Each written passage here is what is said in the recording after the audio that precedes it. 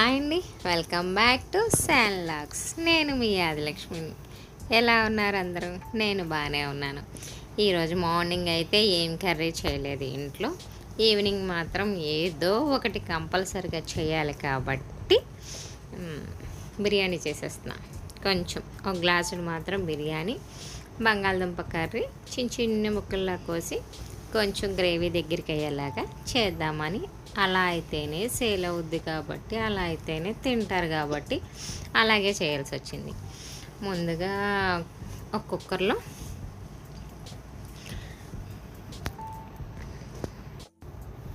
అన్నీ రెడీగా పెట్టుకొని స్పీడ్గా ఒక పక్క బిర్యానీ, ఒక పక్క బంగాళదుంప కర్రీ గబగబా చేసేసుకుందాం.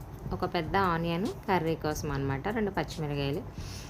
ఆయిల్ హీట్ ఎక్కగానే అవి వేసేసి అవి వేగుతూ ఉంటాయి. ఇంట్లో ఇటు బిర్యానీ సరుకులు వేసుకున్నాం కదండి, అవి కూడా వేగుతుంటాయి. ఒక క్యారెట్, బంగాళదుంప, అప్పుడే కస్సా దంచిన అల్లం వెల్లుల్లిపాయ పేస్ట్ వేసుకుంటే మంచి టేస్ట్ వస్తుంది అనమాట. ఒక బంగాళదుంప, క్యారెట్ ఉన్నాయి. ఏవి ఉంటే అవి వేసేసి చేసేయటమేనండి బిర్యానీ. అవి కొంచెం అవి వేసుకుంటేనే మనకు టేస్ట్ అనిపిస్తుంది. ఇంకా ఉన్నాయి బోల్డ్ వేసేస్తూ ఉంటే అలాంటి టేస్ట్ రాదు.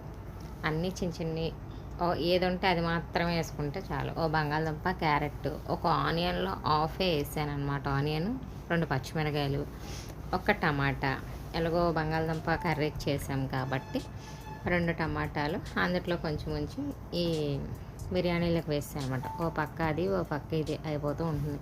ఉల్లిపాయలు కొంచెం మగ్గినాయి కాబట్టి కర్రీలోకి టమాటాలు కూడా వేసేసుకొని కొంచెం సాల్ట్ వేసేసుకుంటే ఈ టైంలో అన్నీ మగ్గుతూ ఉంటాయి అన్నమాట.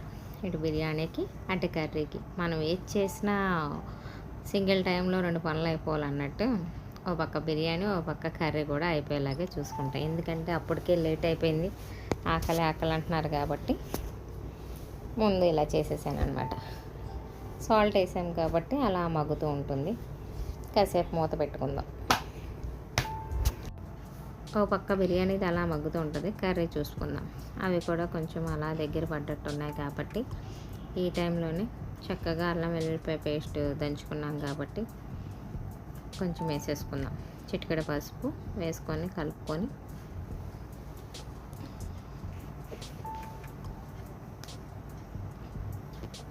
అలా మగ్గుతూ ఉండాలి. ఎలాగో టమాటాలు కూడా మగ్గాలి కాబట్టి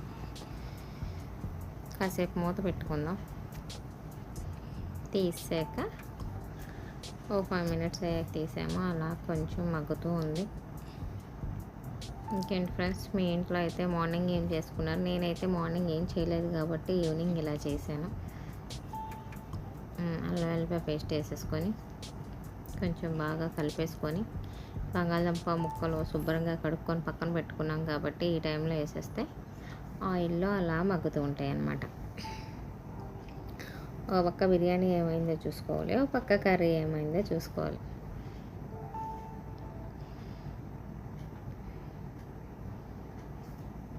ఈరోజు మీ ఇంట్లో ఏమి స్పెషల్స్ కామెంట్ సెక్షన్లో కామెంట్ చేయండి.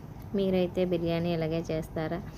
అన్నీ వేసి చేసే కంటే సింపుల్గా ఇలా వేసుకొని చేసుకుంటే అబ్బా సూపర్ ఉంటుంది అనమాట. నాకైతే ఎలాగైనా నచ్చుద్ది. హడావడిగా అవి ఇవి చేసినప్పుడు మిగిలిపోతూ ఉంటాయి. ఇలా చేసినప్పుడు ఒక మెతుకు కూడా మిగలదనమాట.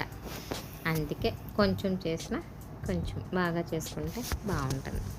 బంగాళదుంప ముక్కలు కూడా వేసేసాం కాబట్టి ఇవి ఇలా మగ్గుతూ ఉంటాయి. బిర్యానీ ఎంతవరకు వచ్చిందో, ఎంతవరకు ఏగినాయో చూద్దాం. ఈ టైంలో ఏగినాయి కాబట్టి అందులో కూడా మనం అల్లం వెల్లిపాయ పేస్ట్ ఫ్రెష్గా దంచుకున్నాం కాబట్టి వేసేద్దాం. అసలు ఈ అల్లం వెల్లిపాయ పేస్టే నుంచి మంచి స్మెల్. ఇది చేసి తిన్నాక కూడా అదే స్పైసీ, అదే స్మెల్ చాలా బాగుంటుంది అన్నమాట. మనం ముందు చేసి నిలవ పెట్టుకున్నది వేసుకున్న అంత టేస్ట్ ఉండదేమో, కానీ అప్పటికప్పుడు దంచింది చాలా బాగుంటుంది. అందుకని కొంచెం ఒక స్పూనే ఉంటుంది కాబట్టి అల్లం వెల్లిపాయ పేస్ట్ అది అలా మగ్గుతూ ఉంటుంది. వేసేసి ఆయిల్ అలా పైకి తేలే వరకు, అల్లం వెల్లిపాయ పేస్ట్ వేగే వరకు కాసేపు అటు ఇటు కలిపేసి మగ్గనిద్దాం. ఇంట్లో గరం మసాలా ఉంది కదా, మనం చికెన్ మసాలా అప్పుడు చేసాము. ఆ గరం మసాలా పొడి ఏమైనా మంచి ఇలాగ బిర్యానీలు, కుర్మాలు చేసినప్పుడు ఒక హాఫ్ టీ స్పూన్ అలా వేసేస్తే ఓ పని అయిపోతుంది అనమాట. మనం ప్రత్యేకంగా మళ్ళీ చేసుకొని కొనుక్కునే కంటే ఒకసారి అన్నీ మసాలా సరుకులు వేపేసి పొడి చేసుకొని ఒకేసారి పెట్టేసుకున్నా. అందుకే ఇన్ని తిప్పలు పడకుండా ఏది చేసినప్పుడల్లా కొంచెం వేసేస్తున్నాను అనమాట. ఇందులోనే ఒక హాఫ్ టీ స్పూన్ కారం కూడా వేసేస్తే కారం వేయలేదు అన్న ఫీలింగ్ ఉంటుంది అనమాట. వేసేసాం కాబట్టి మొత్తం అల్లం వెల్లుల్లిపాయ పేస్టు, కొంచెం కారం, గరం మసాలా, ఈ 3 చాలన్నమాట. ఒక గ్లాసు పావే తీసుకున్నాను నేను బియ్యం, సరిపోతుంది. ఇప్పుడు గ్లాసు పావుకి 2 గ్లాసులు కరెక్ట్గా వేసేసుకుంటున్నాను, సరిపోద్ది. నేను 2 విజిల్స్ రాగానే కట్టేస్తాను. విజిల్స్ అయితే అప్పుడే తీయను. 2 విజిల్స్ అయిపోయాక అలా ఉంచేస్తాను. అది అలా ఆవిరికి ఉడికిపోద్ది అనమాట. ఆ టైంలోనే పొడి పొడిగా ఉంటుంది. మనం ఫస్టే రైస్ కడిగి పక్కన పెట్టేసుకున్నాం కాబట్టి ఈ టైంలో ఉప్పు సరిపోయిందో లేదో చూసుకొని రైస్ వేసేసుకొని కలిపేసుకొని కుక్కర్ విజిల్ పెట్టేసుకోవటం. నేను చెప్పినట్టు 2 విజిల్స్కి అయితే ఉంచేసి మళ్ళీ ఆఫ్ చేసి కాసేపు ఆగే వరకు తీయకుండా ఉంటే సరిపోతుంది. మరీ 3 విజిల్స్ అవుతుంటే ఒక్కోసారి కుక్కర్ అడుగంటుంది అనమాట. అందుకని నేను 2 విజిల్స్కి ఆఫ్ చేసి ఒక 5 మినిట్స్ తర్వాత ఓపెన్ చేస్తాను. ఇలా ఒకసారి ట్రై చేయండి, సరిపోద్ది. ఇప్పుడు కర్రీ కొంచెం మగ్గింది కాబట్టి దాంట్లో ఒక 2 స్పూన్స్ కారం వేసేసుకొని అటు ఇటు కలిపేసుకొని, ఉప్పు సాలకపోతే ఈ టైంలో కొంచెం వేసేసుకోవచ్చు.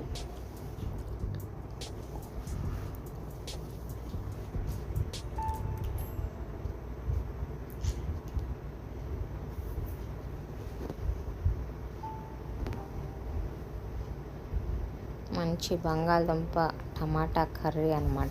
ఇవైతే చపాతీల్లోకి, పరోటాలకు కూడా బాగుంటుంది. ఇది అయితే అసలు బంగాళదుంప కర్రీ అనగానే మా ఇంట్లో ముందు గుర్తొచ్చేది చపాతీ చేసేసుకుందామా అనుకున్నాం. కానీ ఉండట్టుండి క్లైమేట్ మారిపోయింది కాబట్టి బిర్యానీలోకి వెళ్ళిపోయాం అనమాట.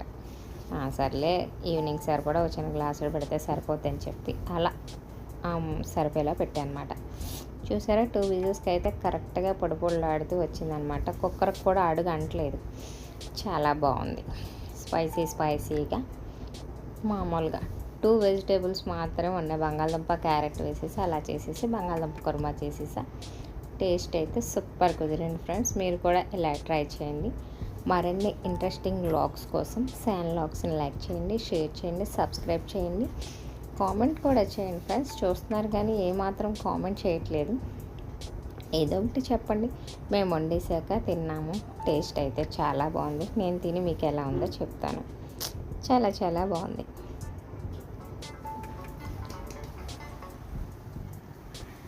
మీరు కూడా తప్పకుండా ఇలా ట్రై చేసి చూడండి.